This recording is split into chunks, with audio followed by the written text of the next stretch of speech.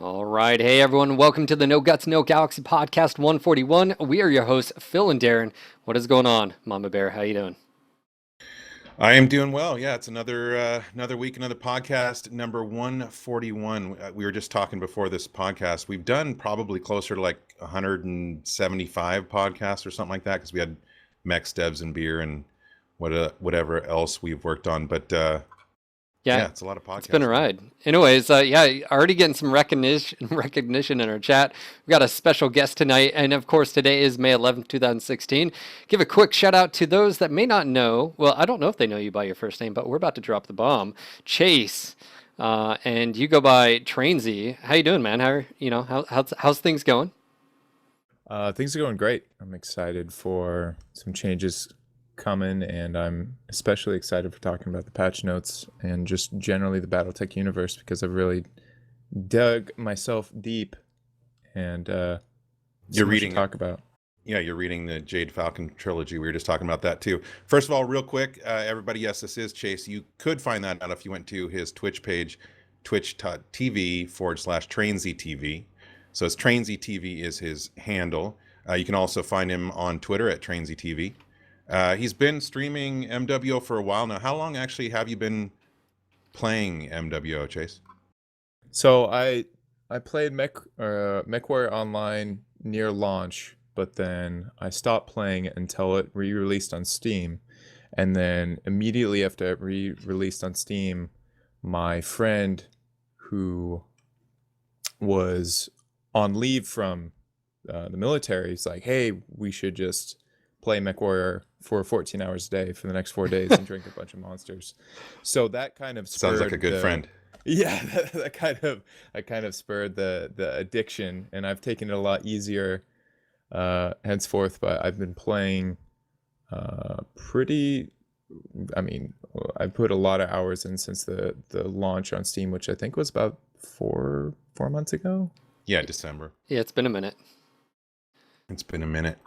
Well, we have been hanging out with you, in your streams and so forth. But you are going to start streaming more regularly, which is kind of the reason why you're here, right? You're kind of announcing your launch of your MWO stream schedule. He's I taking it guess. up a notch or two Yeah, taking it or up. five.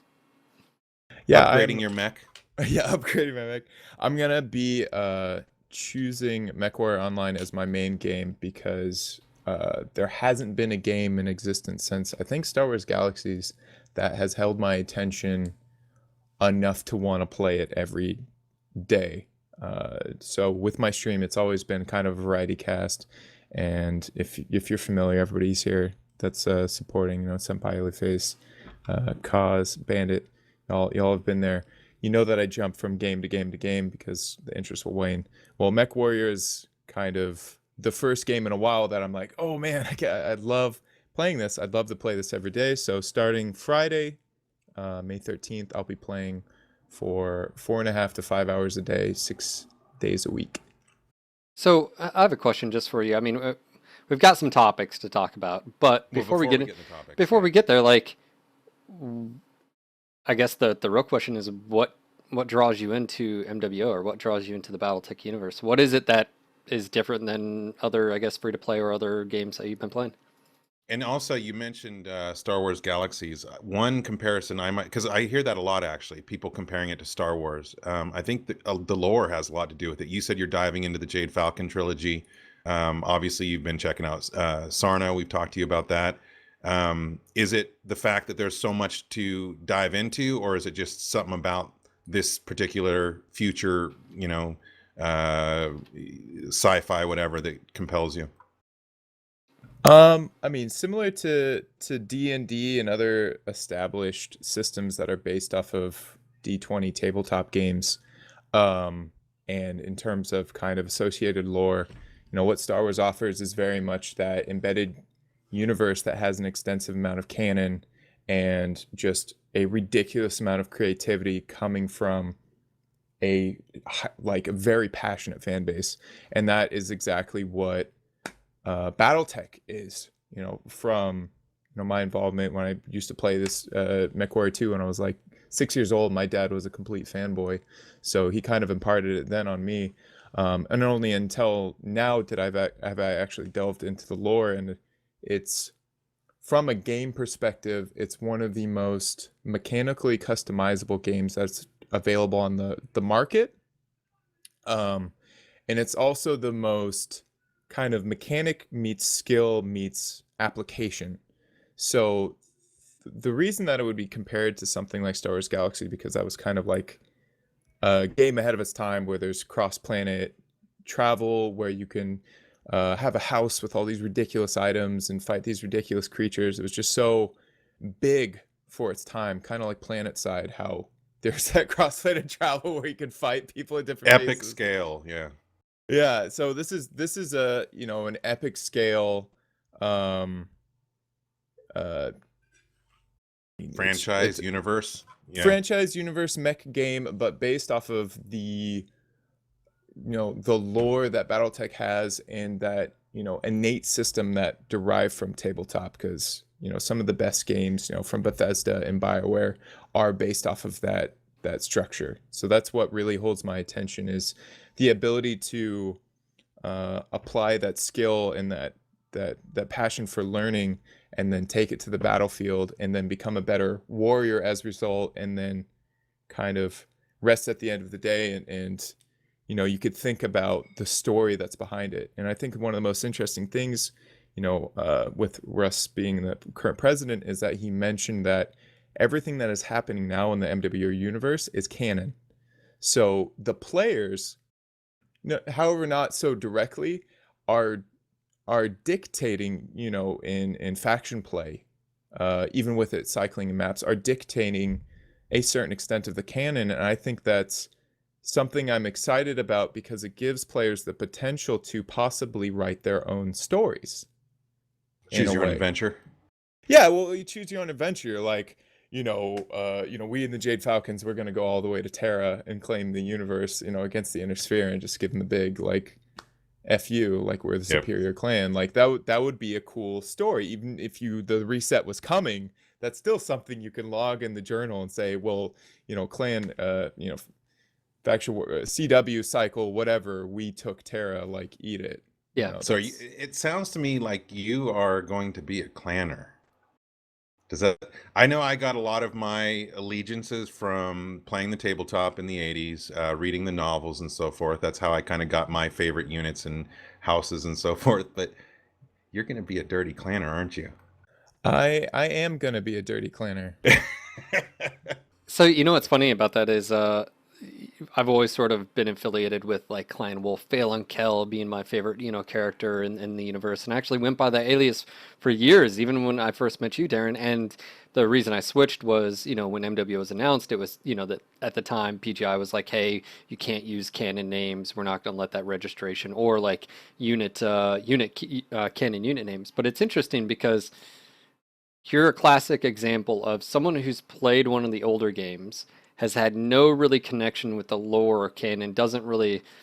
Maybe again, there's going to be aspects that when you're reading the novels you had no idea. I mean, the clans themselves are so diverse just within themselves, let alone now you have the inner sphere. And as I've grown up, one thing that really caught my attention growing up as a teenager was sort of the warrior caste system, right? You always want to better yourself, you're right. The whole idea of honor and courage, but you know, you're always pushing to be the best, and that really called to me. And as I grew up, though, I started realizing, maybe just through natural, you know, sort of world experiences, that like what the clans sort of represented, and in some ways, especially the warden sort of extremism, I would side more with the inner sphere. And sort of got into my head, like if you almost looked at it as real world politics, and like, and then you sort of start to catch on, like some of the novels sort of play off of like the 80s, and sort of, anyways, it's always awesome hearing people that are coming into it that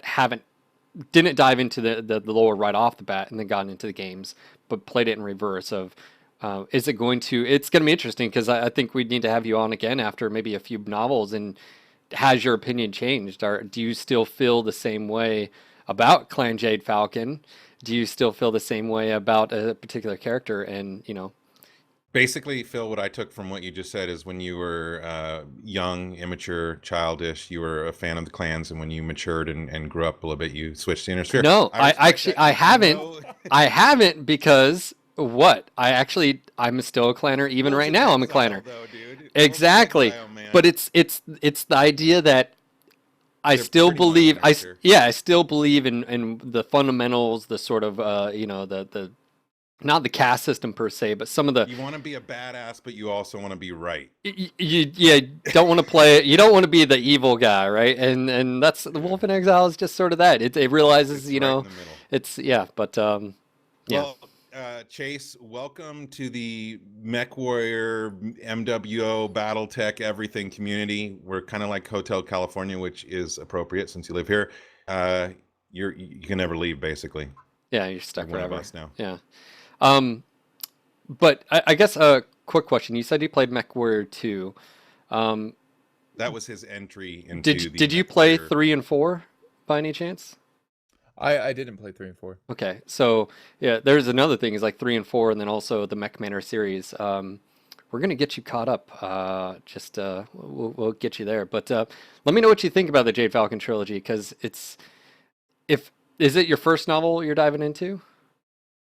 I have the audiobook, I think Wolves on the Border, Okay, and I'm about halfway through that.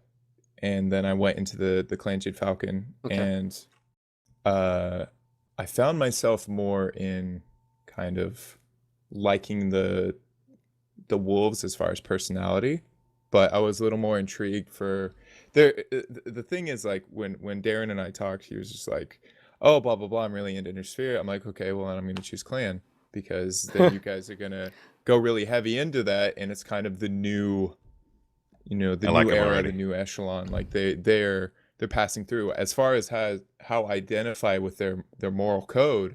I think they're very um I'm very humanist in real life, like, and they're very, like, anti-humanist. They're very It's a trueborn role play, soldiers. right? It's the idea that you can be that cold-hearted, killer that, yeah.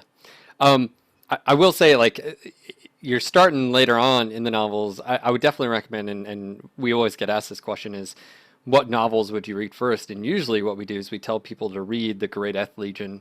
And I think what's unique too is just because it'll take you a step, literally years, back, and you get an idea of sort of what the inner sphere is as far as before the clan invasion, because a lot of the people that came in MechWarrior 2, um, clans, right? Clan Techs, Clan Mechs, Timberwolves, and stuff like this, where you take a step back and, Wolves Over the Border and On the Border and some of those older novels, you get a different perspective, more of a not humanizing the inner sphere, but a better overall picture and scope of Bitter as well. things. I didn't even know what the fuck clans were when I started playing, BattleTech back in the day, and yeah. So I mean, it's obvious why my allegiances are where they are.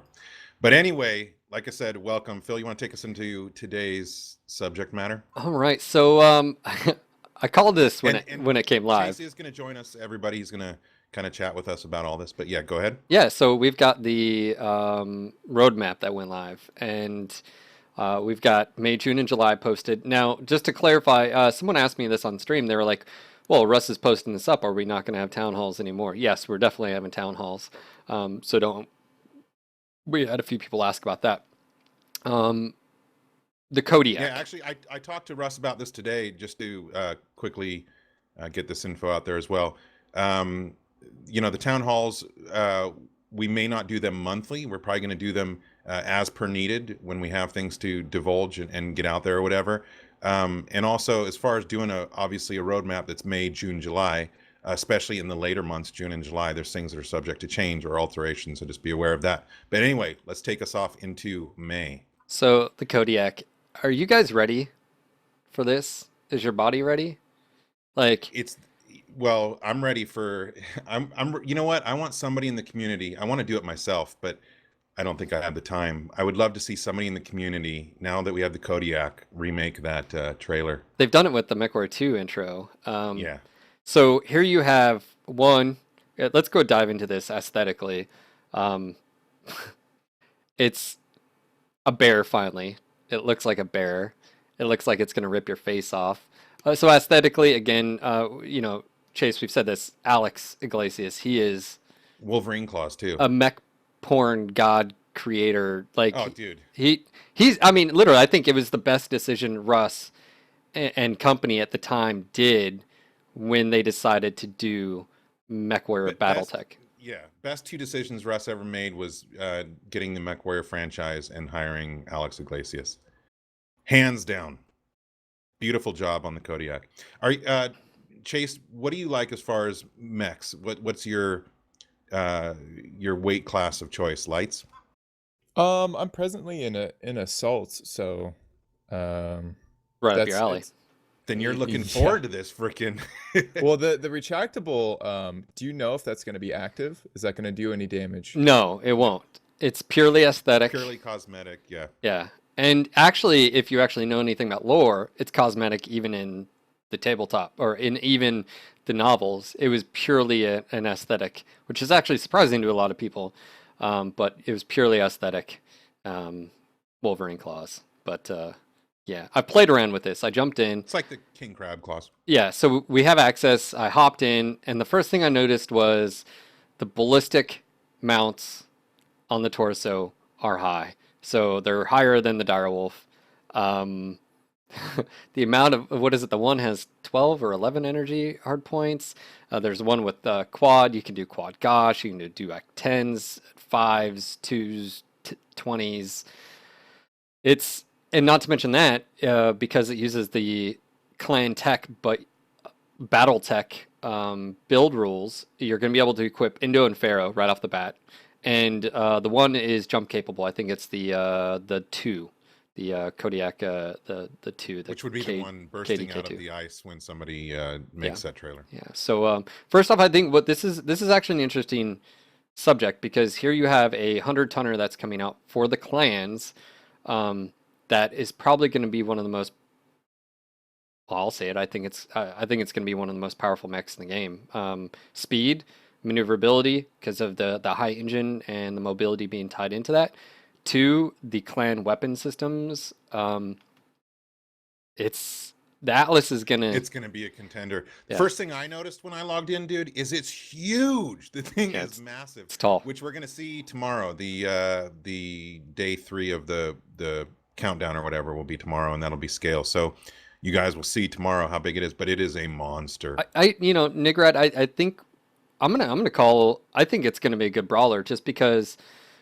UACs at range is one thing to hit all the your rounds on one target, but a UAC 20, UAC 10 close range, you throw on 2 of them, some SRMs. One, you got to think of weight savings with the missiles as well for clan tech.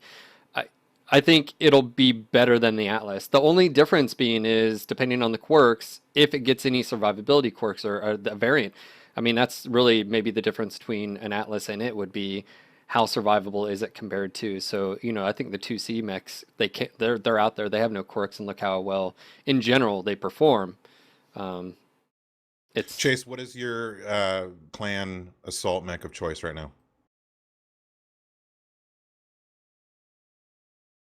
Decisions. I know. He's like, I want them all. If he was a true Jade Falcon, he'd be like the Turkina, but it's not in game. So he doesn't know yet. He's not to that level yet, dude. No, he's not. He will be. No, one day.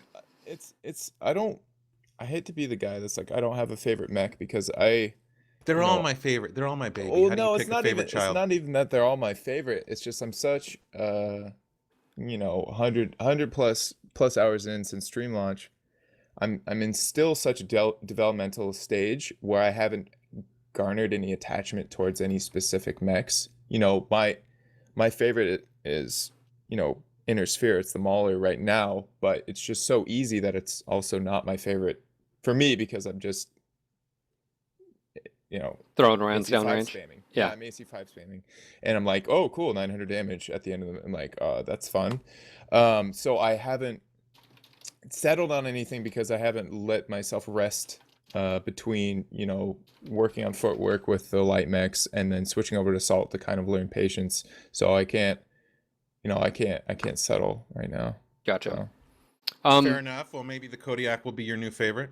Anyways, It looks like a new favorite. I think what needs to be also said about the Kodiak is, was it Bishop Steiner that did the Care Bear camo pattern? Yeah, And that was pretty like awesome. that's literally PGI needs to hop on that shit Do you and really want sell to the. see a bunch I of don't give a yeah, crap no, I because know. I mean, look, if it makes some That's money fine. and people want to buy it, I'll shoot. And I don't really care Just what your camo people is. bringing their Solaris paint jobs to the battlefield. That's fine. As far as the rest of May, it's pretty much just other tweaks and fixes. There's some stuff to chat. There's Mech Academy changes, long Tom adjustments, Now, UI adjustments, I'm and stuff. interested. What kind of chat improvements? I Because don't get your hopes up. I I don't think it's anything don't. significant. Why you got to do that, man? I've got. Pissing your Cheerios. I don't know. I don't Well, think it's a significant, but I think it's just chipping away at some is it going to improvements that are gonna flash be anymore? Like, I turn off the random flashing, and I think that would please a lot we of shall people. see. Um, But yeah, anyway, May is a little bit light on content, but we'll move into June, which definitely has a lot more. I want to just bring up one more point about the Yes. Kodiak being the 100-tonner. I think the biggest fault of the clans is that their entire weapons package is in the Direwolf and that it's like exposed in the CT.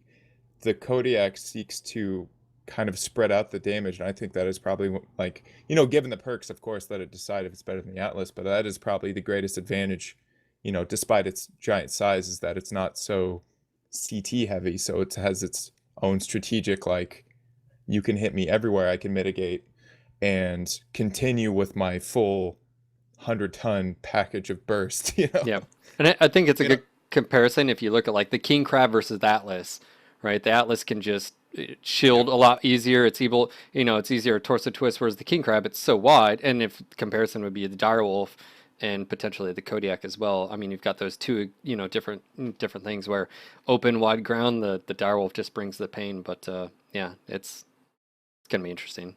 Well, I mean, the big weakness of the So Mauler and the Atlas is the, like, the XL engines. You can't run them unless you Hmm. want to take, yeah. Exactly. So, Yeah. I'm so tired of talking about the Kodiak freaking clan mechs. Let's talk about June. Phoenix Hawk, that is going to be the 5th I'm excited classic for that. mech. You know why I'm excited for it? Why? 45-ton ECM variants. It's Yeah. right up my alley. Love it. One, the Phoenix Hawk to me has always had its sort of a special place because one, it's one of the unseen, right? Two, in the tabletop at least, it was a perfect combination of it had enough That was a great speed, tabletop top mech. Yeah. jump jets, armor, had full armor like on most of the, so you didn't struggle with that. And off the top of my head, it was like 9 and 6. I want to say it could run for 9 and jump for 6. Good maneuverability. So, anyways, for me at least, the Phoenix Hawk is sort of that, and for my playstyle is that sort of epitome of speed, maneuverability, and firepower. I think it's going to be interesting because I think the majority of them have weapons all in the arms for the most part, energy and ballistic. But that ECM opens up the door to it just being a little ninja, and that's exactly what I love. So it could potentially be a film mech. It is, And yes. then, but let's not spend too much time on that. Otherwise it's all gonna be about mechs. So let's move on to another mech. Real quickly, the Butterbee catapult hero is also coming out. I guess there's a little controversy. Yeah. Some people thinking it will make the other catapults. There's Well, no reason to use anyone. Here's the unique toss out there too: is we've got a Mhm. rescaling coming for the catapults. That's the So next thing. Yeah.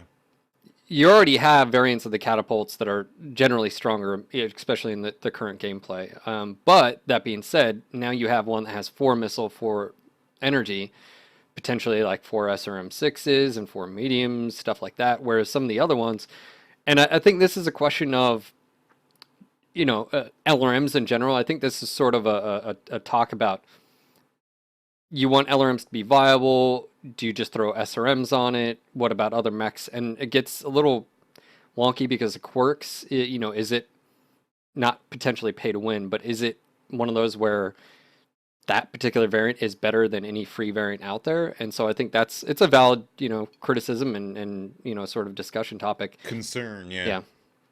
So we'll see. But anyway, that Butterbee catapult hero coming out in June. And now we can move on to what you just mentioned, mech rescaling. This is global rescaling. So many mechs getting resized.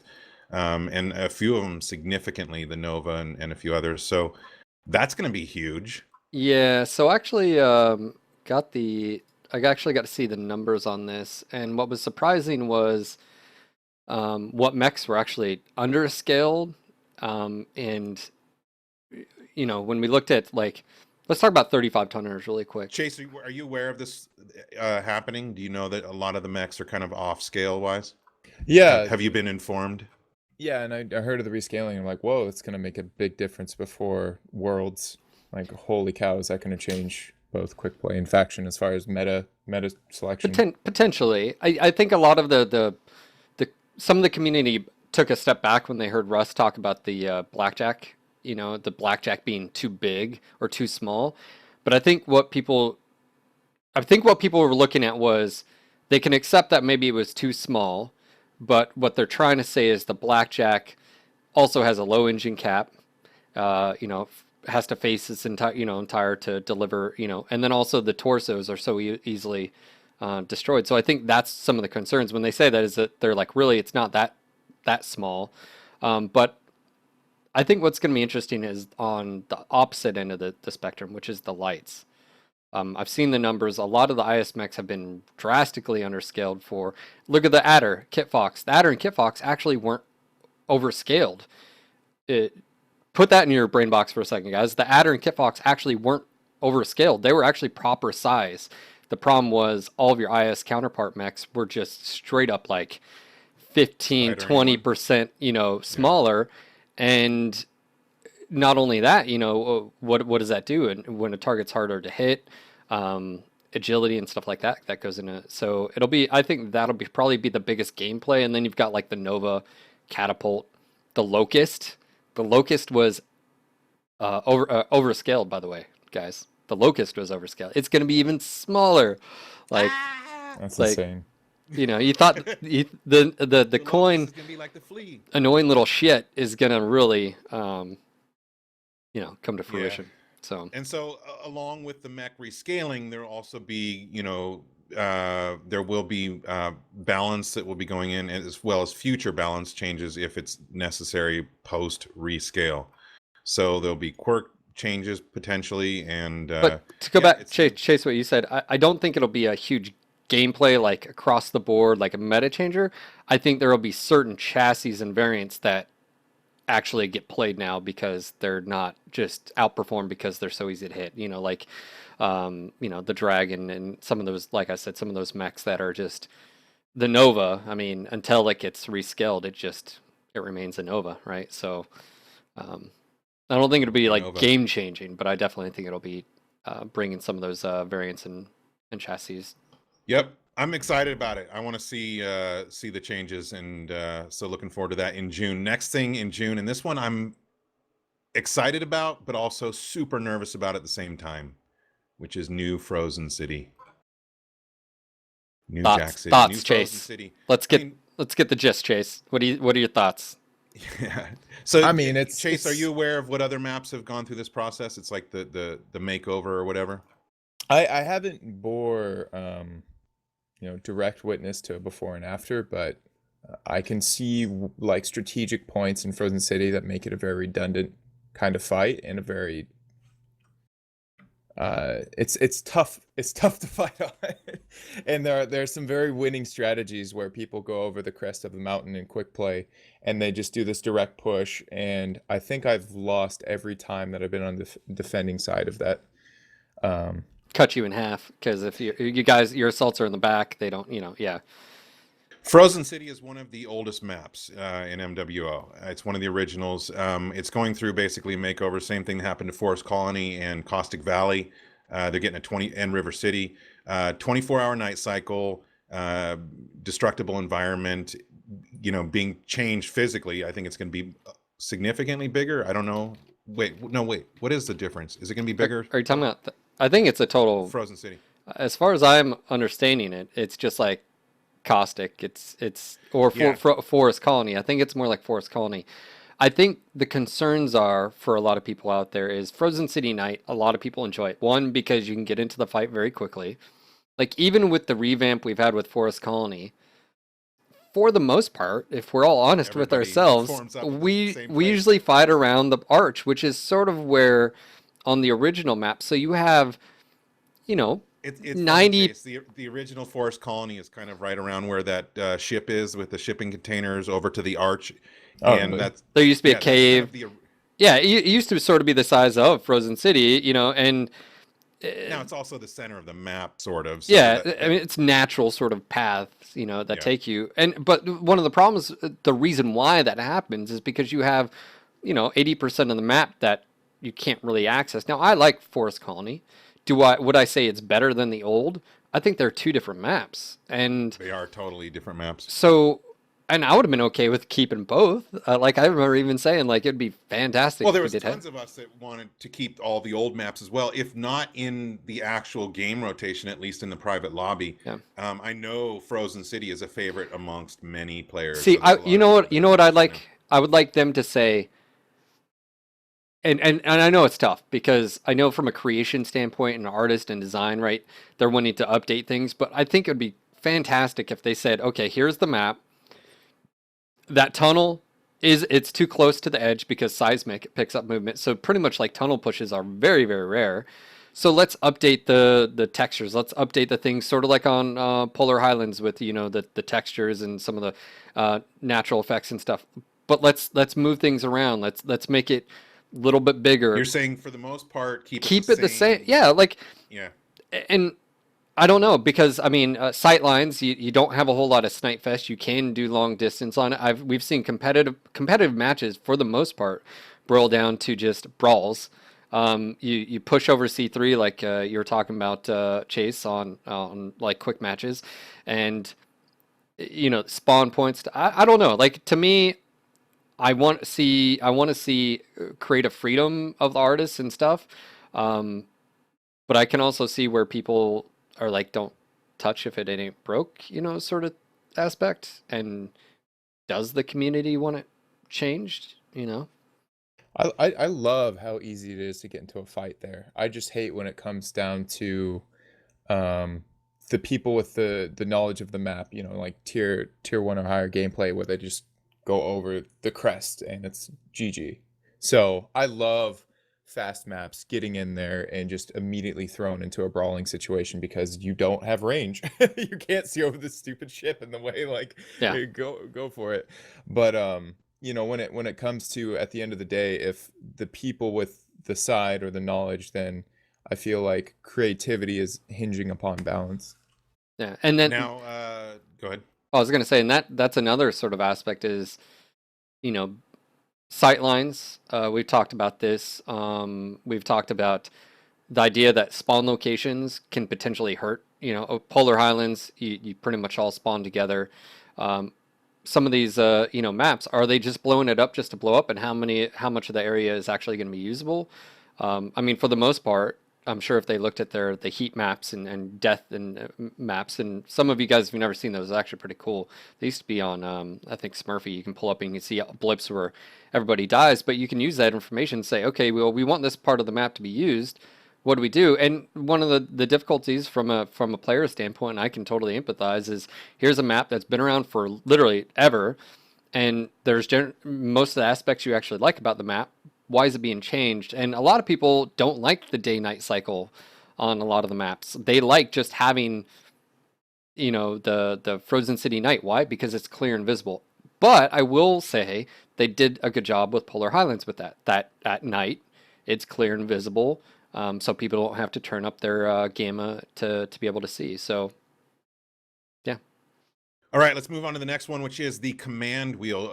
Chase, how often do you take command on the field? Do you think that the command wheel will change that at all? Will you be giving commands out to people? Kill my target, save my ass, that kind of stuff? I thought it was funny because I used to be a big Battlefield 2 player in Battlefield 2142. Yep. And the command has a lot more impact there because you're actually giving explicit tools and more kind of like instruction, and you can actually call artillery strikes. Yeah. So with MWL, I'm like, cool, I'll join Lance Command. Nobody wants it. I'll just do it. And I find that regardless of whatever command position, it's just kind of like a fluffy title that you have. There's no associated points, there's no reward in it, and the bigger voice is going to win out anyways. There's always going to be that one guy that's barking because they have a better idea or concept for what the strategy is, and they're like, blah blah blah over in, Kappa over there. Like we go over there, and you're like, hey, I'm kind of command leader, guys. You want to form up over here? And do you remember Battlefield 2, how annoying it was getting a commander that didn't properly drop ammo crates and support and stuff? Oh, all for themselves. Right, yeah. And it was a huge role. And I sort of look at, obviously we're talking about command wheel, like to be able to say attack my target, mech spotted, and stuff like that. But that, I think that's a valid thing to, right now, take command really doesn't do anything because it's too cumbersome, I think. Where one, you have to click B, pull up the map, click, take command, okay, but then you can't do that on the fly. You can't do that realistically as you're piloting your mech and getting shot at. And I feel like command wheel, in some ways, just sort of negates any type of need for that sort of commander position, unless you're going to have a dedicated slot, like a 13th man that has that ability to do, ammo drops, whatever. But I still don't think that fits in the 15 round sort of no respawn. You can't magically repair armor or stuff, and so I think there's other possibilities and ways they could implement it. But the idea that command wheel, I think it's been one of the VoIP needed, sometimes abused, unfortunately, but it is what it is. But it's been great, and I'll ask you about that, Chase. Also, the ability to just say mech spotted, need help, need assistance.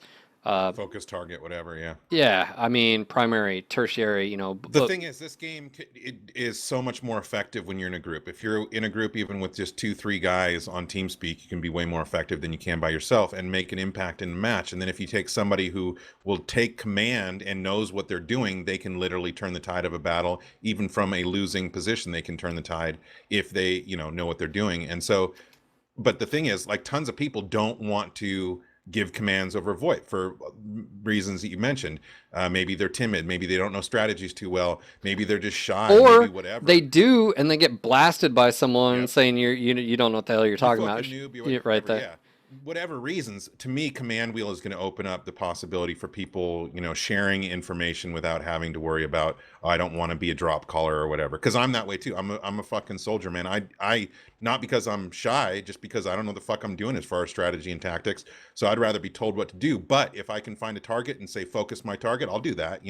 I'll give information whenever I can. So I think it'll be a good introduction. I'm wondering if it's going to be tied in, like, how on like Battlefield, where when you spot something on the map, it'll ping it for a few seconds. Yes. I wonder if that's going to happen, because as far as I understand, yes. That could be potentially huge. Now, it can't be abused. Like, for instance, you can't just say attack my target, and if there's nothing there, it'll ping it on the map.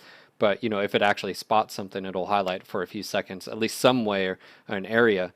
But speaking of VoIP and command wheel, can you take a moment, Chase, and talk about your experiences with VoIP, maybe in MWO, but also outside? Or is it something that you enjoy, hate, loathe? I think it's fantastic, and in terms of games, there are games that are better with it. There are the games that are better without it. I kind of like how Hearthstone took a stance and said we're not going to have people chat with each other because it's probably going to be toxic. So we're going to avoid that whole aspect. But in military games, you have a more mature audience, and you have people that care about the objectives. The people that care about the objectives generally outweigh the trolls. So the trolls that come in, they try and blast music or whatever. It's like, cool, we're going to play the game. We're going to still make commands, like whatever. I haven't ran into that to that much. The only thing I've ran into are people that make calls or shot calls, and then other people are like, you're an ass, you just got us all killed. Or just like, you don't know what you talk about, you're a piece of shit. And I think that with the team/lance command, even if they awarded like a small menial amount of score to actually making said commands like properly, like target sighted, target dies, assist, or sighted plus, or whatever, it would kind of encourage not only the people that don't speak, but it would encourage the integration between those who use VoIP and those who don't. Gotcha. So the people that are more timid, and it would actually give Lance Command a meaning, whereas in the Battletech lore, Lance Command is huge. Like it's one of the biggest things, and Company Command was even bigger, and taking command over company is like, okay, cool. Hey guys, I'm gonna be your company commander today. That You goes wanna, over really well. yeah, you want to go up, G9 to G10, and yeah, we'll have a fun game. It's surprising how many times I've been streaming and I'll just start. I don't know. Maybe it's just natural, whether it's solo or even group, and I'll just hey alpha target, alpha primary, bravo primary, and how many times I'll hear at the end, thanks for telling us, thanks for just calling targets, and even though it seems very easy, if it was so easy for some odd reason, you think more people would step up and actually do it, and I think to be said, I haven't had too bad of experiences with VoIP. Have had a few, but there are some instances, PlanetSide 2, I remember playing with you, Daeron, where you hop on and it's like global VoIP. And so like Yeah. it's I had this guy like singing Shakespeare and and like it was one of those things where you can have guys that I think it adds. I think with command wheel it's like the one of the things that's been needed for the longest time because let's just say you don't have a mic. You could be listening and people are like, why aren't you freaking listening? Why don't you say something? You just can't talk or for whatever reason. But command wheel, it's yes, please. So. Well, in Uh, MOBAs, it's changed the game too. Like MOBAs are far less toxic because more communication is made without like direct communication. So ping, ping, ping, I'm going this way, ping, ping, ping, this is happening. There are less arguments because there's more clear communication that is being projected about the objective and like eventually winning. Like, hey, I communicated this, and then you can actually have, a logical argument like, hey, I motioned to this, da da da. Not that an argument is needed. It's just like, hey, the miscommunication happened. More communication in video games, the better, Yeah. either nonverbal or verbal. Yeah. In my opinion. Unless it's H1Z1, then no. Then no. All right, I'm Daeron. watching everybody in chat. They think my picture was frozen just because I'm not moving. I'm listening. I'm an attentive listener, and so I focus on what he's saying. So we got Yeah. the last thing in June. I'm actually really excited for. Leaderboards, more leaderboards. Quick play leaderboards. Now, I agree with solo quick play leaderboards. I don't agree with, at least in current form. Or not agree. I don't like the fact of there's going to be quick play leaderboards, and the main reason being is exactly my rants in the past, which is as soon as solo is fine because that you don't have control over a match. You have equal control as everyone else. As soon as you go to groups, if me and you drop two mans all the time, Daeron, we're going to have a lower win-loss ratio than someone who drops in a 6, 8, 10 man. Like like it's the general issue I've had with group play, and the reason I bring this up is quick play leaderboards. How is that going to be distinguished? Is it individual performance? Well, obviously that can't be done because as soon as you're in a group. So I think to me, I think it's cool. I want group leaderboards. So I guess let me backtrack on that. I like it. I just don't like the fact of it's imbalanced as is with having multiple different group sizes and the control you have over having those bigger, larger groups over smaller or even larger. Like a 12-man group has less tonnage to work with than a 8-man, but it's just it promotes bigger groups, and that's one thing I just haven't liked. Yeah, I mean, there's multiple issues there as far as group sizes and so forth. But we are just kind of going over the roadmap, so we're not going to get too deep into that one. We will move on to the next I think one. I think it's great just because faction warfare, how it's awesome.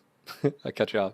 It's been great just because you can look up, you can see who the top players are. Awesome. Yeah, You I can like that too. who are the best 4-man groups or whatever. But the problem is you don't just have 4-man groups. It's not limited to just 4-mans. It's throughout the board. And I think it'll still be cool even in the current form. I can suck the hell up and it is what it is. But I still think that that's another possible thing that needs to be looked at. Indeed. So let's move on to July. We got another mech. I think this is gonna be another one that you're gonna enjoy. The Viper. Phil, the Yeah. Viper, and then also the Dirty Clanner Chase. More clan mechs. Viper. So what do you think? Yes. Now, I know you know what the Viper is because we were talking about it before the podcast. Chase, you looking forward to that? Probably more the Kodiak, you being an assault guy or whatever, but Still a sexy looking little mech, isn't it? Oh, it's sexy. I mean, I love pretty much all of the clan lights. I have Viper's adapted. medium. Oh, shit. It's all right. Do you like it's perfectly fine. Don't worry, there's a million mechs, dude.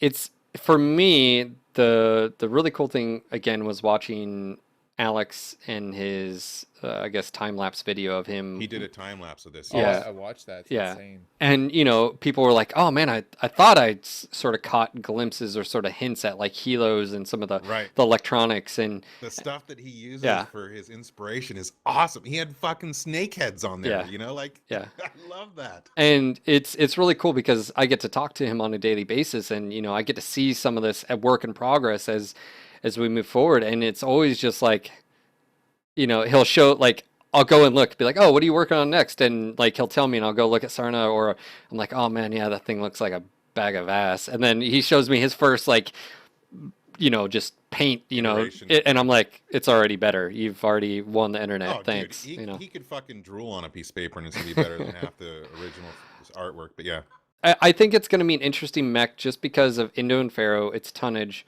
It does have some dedicated jump jets to it. But I think it might fall into the category of being...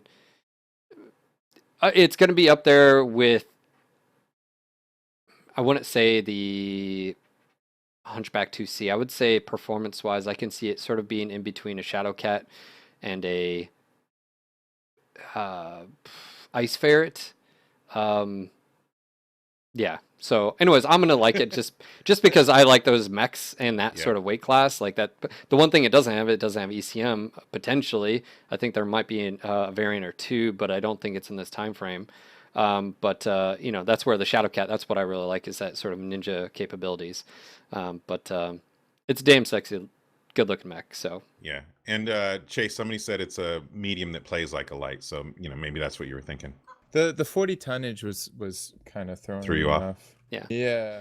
it's like I mean, not that there are many lights that actually reach 40 tons, but Yeah. None. Well, it's like the cicada. Like it's gonna be like a clan cicada minus. Yeah. So Right. yeah. People think the cicada's a light just because of the, its size, its maneuverability, and so forth. All right. Next thing in July is there's going to be changes to the assault game mode, basically making it so that it's more of an assault. Thoughts on that? For me, everything is just going to be how it plays out. I mean, you can, and it's fine to sit here and chat about it and speculate or whatever. But in the end, I'm just going to have to see how it plays out. And yeah, it depends on the destructibles that they're looking to implement. Like if it comes out well and it's integrated into the battles with the mechs, or if it's like a disruptive element that becomes more cumbersome. So I can't really say for certain without kind of like running into battlements. Yeah, basically says these additions to the assault game mode will include, and this is pending full testing and tuning, turrets, destructible walls, jamming tower that produces an ECM effect, a radar tower that produces a UAV effect, and an air control tower that periodically calls in a dropship to protect the base. So it's a lot of stuff that we haven't dealt with before. It will be interesting to see how that does change the game mode. I'm sort of torn here because on one aspect, something like that, what it sounds to me like is, oh, that'd be great for a respawn, right? I mean, sort of like what we used to play back in the day, Daeron, with MechWarrior Living Legends, where you'd have a sort of attrition map, right? Capture, where, and even I think it would even had those bases basically, and I think it would fit in MWO, just same match length, 15 minutes. And maybe you have pre-selected X amount of mechs or whatever, 4 or 3 or 2 or whatever. I'm not throwing my vote in here for respawn, but that is what I guess my concern, the first thing that pops out to me is there's going to be more defenses on the base. Is capping a problem? If anything, I would say on assault, capping is less of a problem. The death ball still happens. So is this going to penalize the lights and mediums that can, move really quickly and stuff? And even then, it's just sort of the idea, even if it has nothing to do with lights or mediums, is the primary objective to kill the enemy mechs? Or is the primary objective to cap? Well, you won't be able to complete the objective. You won't be able to win unless you complete the objective, which is destroying the other base. The thing is, are people going to care about that before, like during the match, or is it going to be everybody just seeks each other out, Yeah. boom, boom, boom, one side beats the other, and then they go take care of the base? Is that how it's going to be, or is the base going to be a part in the actual match? And I've made this suggestion a while ago, and I think I saw someone recently say it. On Assault game mode, I actually like the current game mode. The problem I see with current, let's take Kenya Network for example. The problem I see with Kenya Network is that the actual cap points are too far away from each other. I think it would be a lot more dynamic if they all cap points on assault mode were pushed in a bit more. So it makes it a strategic sort of balance of I An can hit actual the cap, battle, yeah. but then you also have to play with this sort of stun capture mechanic and whatever. And as soon as you do that, and by the way, Armored Warfare, World of Tanks, World of Warships, all of them have basically just that, where they have the assault sort of, but they move them in. So you can dynamically move around, but it's strategic when you go in. It's tactical, and it isn't just because what happens? We all go right, they go right, and next you know it's cat fights. Now, at least now you can stun, but when one mech can pretty much stun the entire, base out. So I feel like it's on the right track. I just don't know how I feel necessarily about bolstering defenses at bases when all what may be needed really is those pushed in and then introduce your just like intel points. Just imagine little secondary capture points off to the side or in the middle to where you want to dive and try to take those get those airstrikes or long. I think long tom would be great, just random long tom or whatever. But stuff like that to where you go and maybe it's in the middle, it's in that sort of danger zone or whatever, and maybe a light off to the right goes and grabs the sensor and it does a sensor sweep or whatever. I think those little things could add a lot to assault.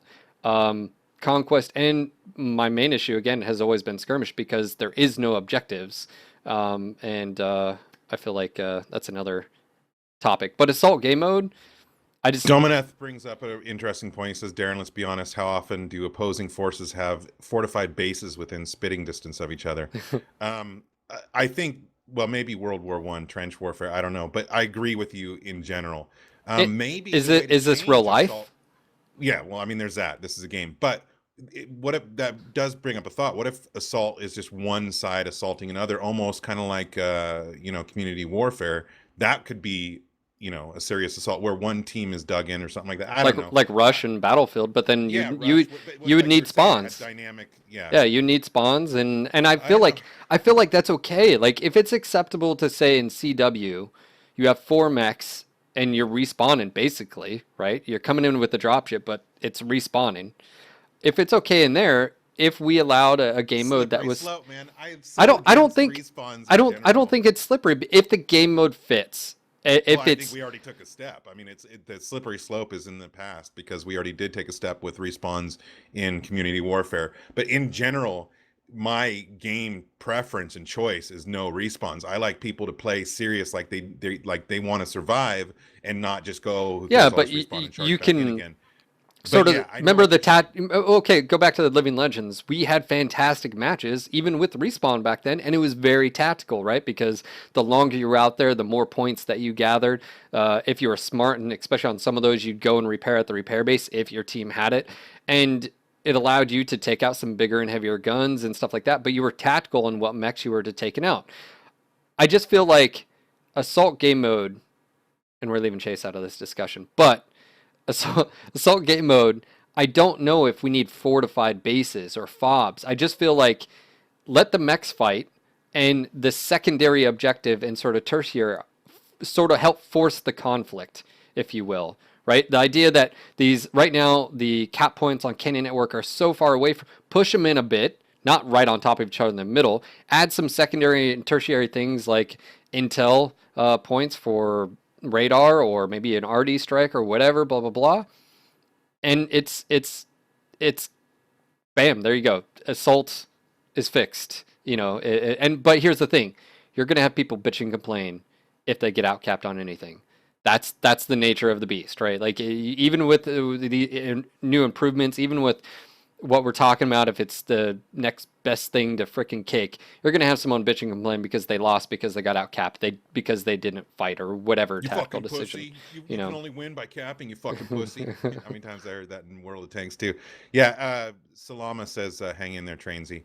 The thing is, Phil and I can and do just talk and talk and talk and talk and No, talk. I love Interrupt listening us. to it because it's I mean, as it concerns assault mode, it just sounds really ambitious. It's funny that you guys brought up PlanetSide 2 because that's what it reminded me of when I read it. It also reminded me of Battlefield Bad Company 2, Yep. or when they started really introducing destructibles. It was really ambitious for them at the time, but it kind of added a certain element that was nice. So it's really how the execution goes, and if it's, you know, if it's going to take away from mech versus mech battles and how that enters into the strategy. I think, and this is just me guessing, is that they wanted to involve more base skirmishes as it applied to kind of Battletech lore and involve campaign. Like these actually happened around base. They weren't, just near some bumfuck volcano over that way. Like they weren't, those weren't all of the battles. Like this actually happened, and there were strategic advantages. There were airstrikes that happened occasionally. Like there's stuff going on. So, I think it could be done really well. It's just you're juggling with so many elements when you talk about all this other stuff. It's like, okay, UAV effect, how are you going to implement that? Is there going to be a tower that you walk near? Is there going to be a cooldown or cool up line? And is that going to trigger for, different global map arrays? And then that'll be like a seismic for each area, with the air control tower, is that going to be a control point, and that, that air tower like air strikes repeatedly a certain capture area, a dropship to protect the base? Is that going to be armed somehow? Is that going to assure it more lives?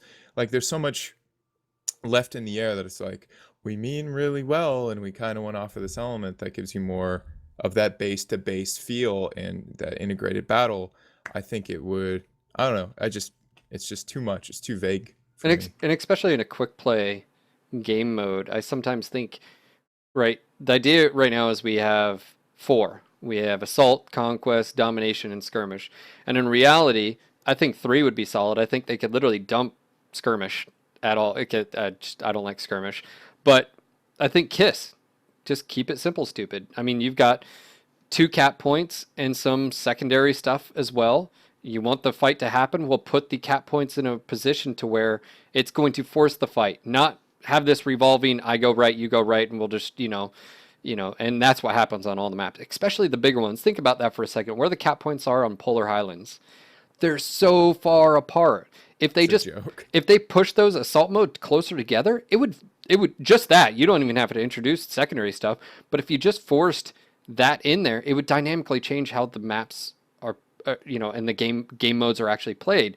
And it's the idea that you have mechs that are only going 50 kph. By the time they get to midway, they're being outcapped. And it has nothing to do, people are like, well, that's the game mode. The only problem with that, though, is that, like, they're not even a part of the match. If they just sat back and waited, then nothing would happen, and now they're down a lance. And I don't know. It's one of those things where it'll be interesting to see what happens, and is it as complicated or possibly complicated as it sounds on paper.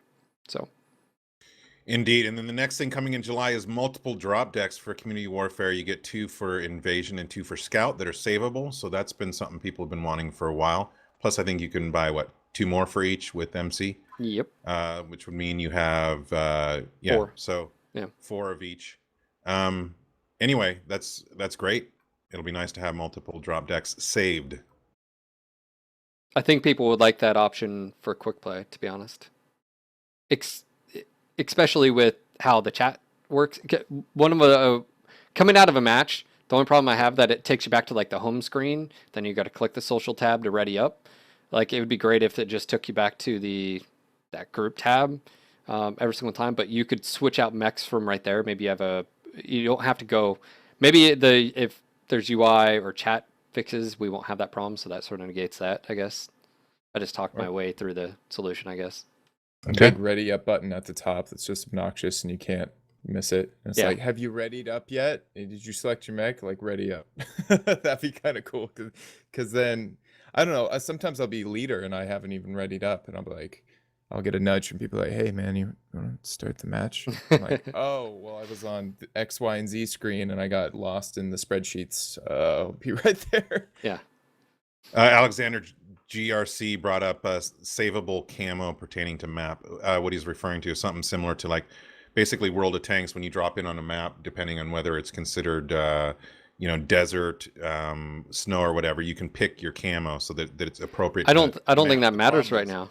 The problem is, no, a white mech on Polar Highlands is still black in the distance, so Yeah. camo doesn't really matter. I could see it being a fun thing or whatever. Hey, you can pick between 2 or 3 different camos, but I don't think it's necessary. I would- think it's more of I think one. that's a great thing if the rendering issues weren't there. If you could take a Yeah. white mech and it And helped it'd be camo, right? blend you, then awesome, right? I think that'd be great. But yeah, Indeed. All right, and then the final thing.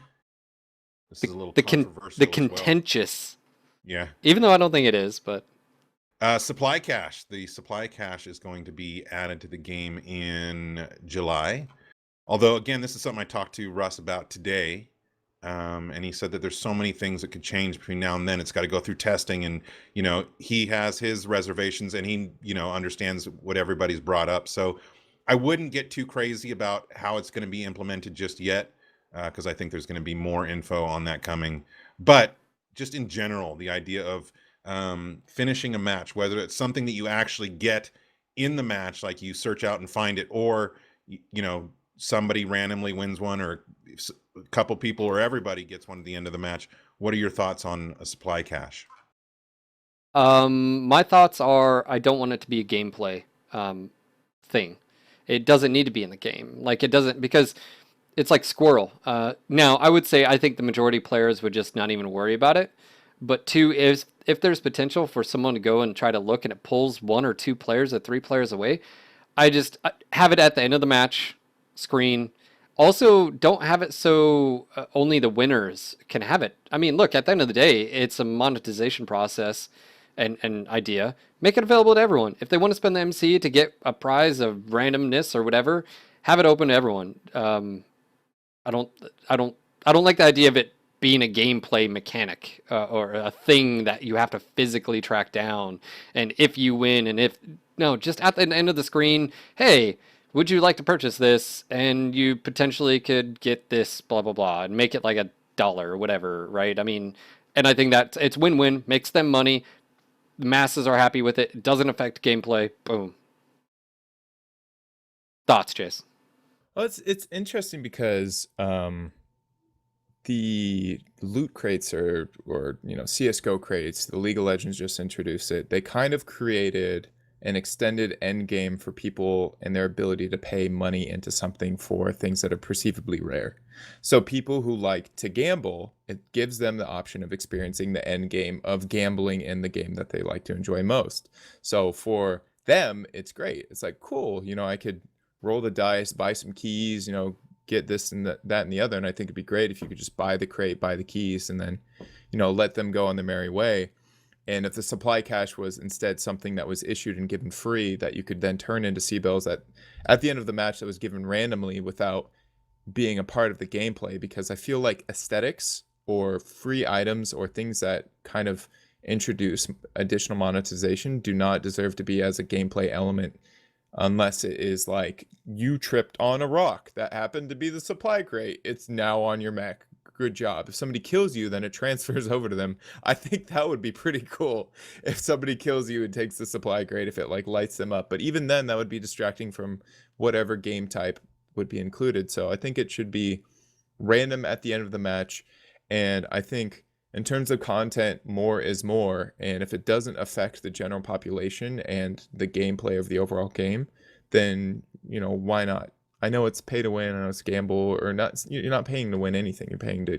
So you're saying like cosmetic items, maybe C-bill, but particular things that aren't giving you an advantage. I mean, that would be my concern too. Is like, it'd be awesome if they had like you couldn't buy said items that you're potentially winning in the store, or maybe sometimes like the really rare items. Maybe there's a unique war horn that's just bamf, or a camo pattern that is available to all of your mechs, and it's a special stuff like that. That's really where, and they just kept doing that to where, but what if I don't know? I think that'd be fine. And my biggest issue is just like Donut says, squirreling is generally not encouraged by teams. And the first thing that popped in my head when I saw that is why no, we don't need that. We don't need potential squirreling, let alone actual squirreling occurring. I think most games have some version of this, and I think it's totally, understandable why we want it in our game, and it just needs to be implemented correctly. I do agree, though. I totally would rather this be some sort of salvage thing. Salvaging is such a part of Battletech and MechWarrior. Post-battle, what do you get? You get fucking what, salvage. But what? Well, whatever, all of what you guys discussed, any of the above. I think that implementing, if you're doing this kind of thing, because it's Battletech MechWarrior, it should be salvage. That's what it's called in this game, and so I'm big on that. I think it should be salvage. As far as what it is and how it's implemented, I agree, unless there's some amazing way to implement it as an in-game thing, then I don't think it should be in-game. Oh, it'd be awesome. And this isn't, the cool thing is this wouldn't be pay to win, but what if they started implementing specialized lasers with different colors, or weapon effects and stuff like that, you know what I'm saying, like, and it doesn't add to power creep. You're not adding lasers or PPCs or GauSS, or anything like that, but aesthetically they look different for you, and if you're using them. What's your thoughts, Chase? Rainbow PPC. I think if they introduced rarity, and if they introduced more, like, because at present we're a very spoiled gaming community. Like, we have these monthly events that rotate. We get all these, like, this decor for free.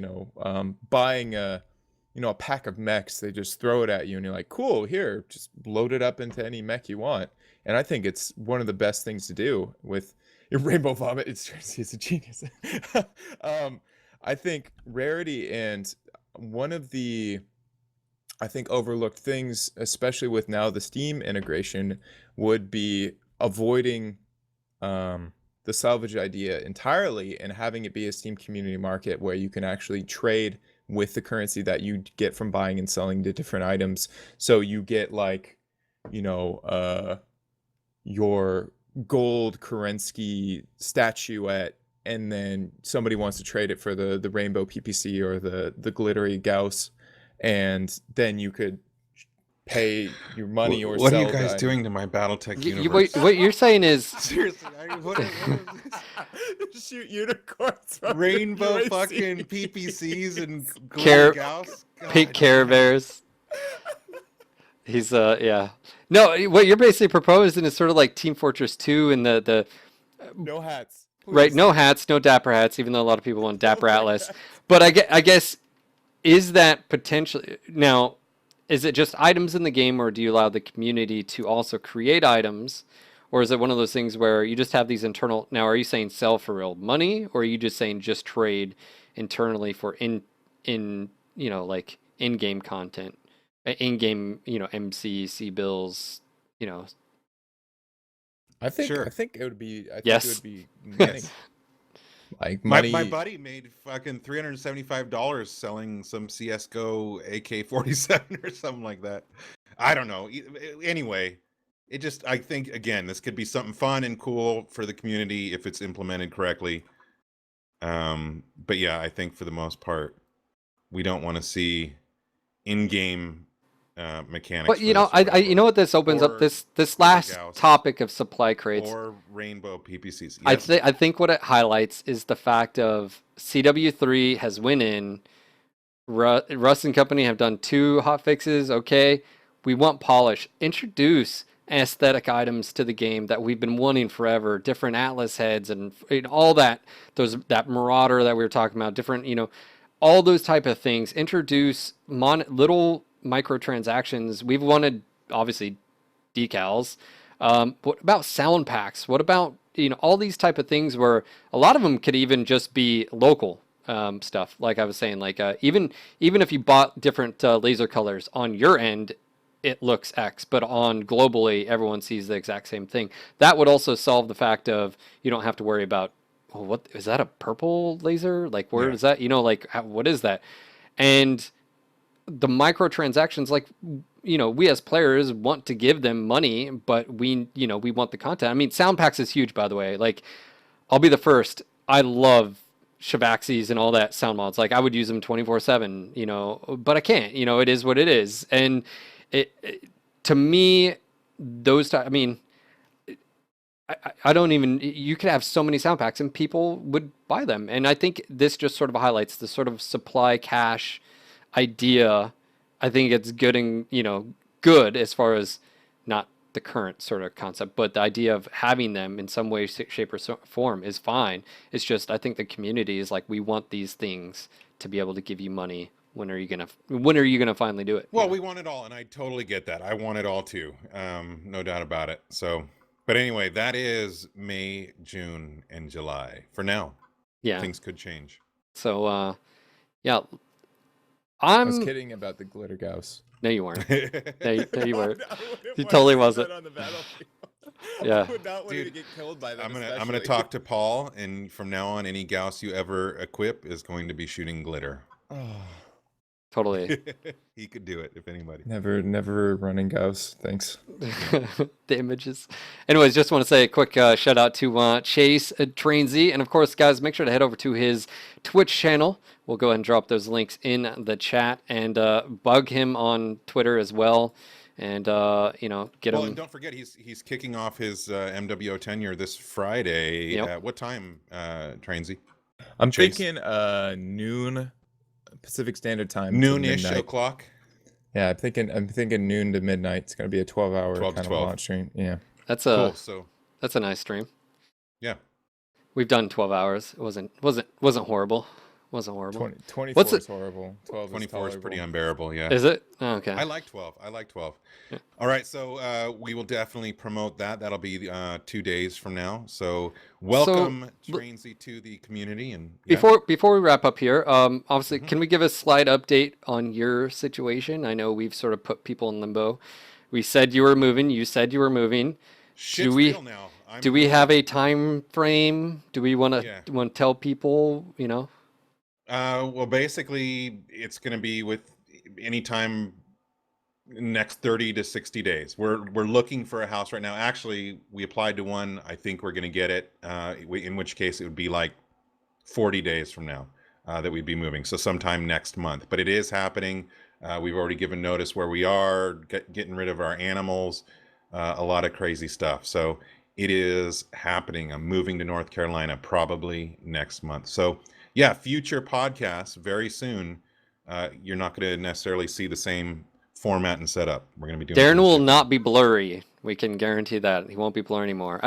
Also, unless you're in my office, we're going to change. We're going to check out that other program that he mentioned because I hate Skype. Skype is shit. Well, everything's going to change. But anyway, it's going to start sometime next month. Looking forward to it. So, anyways, I hope guys, to see some of you out there. I know some of you are East Coast and North Caroliners. Yep. So we'll see you there.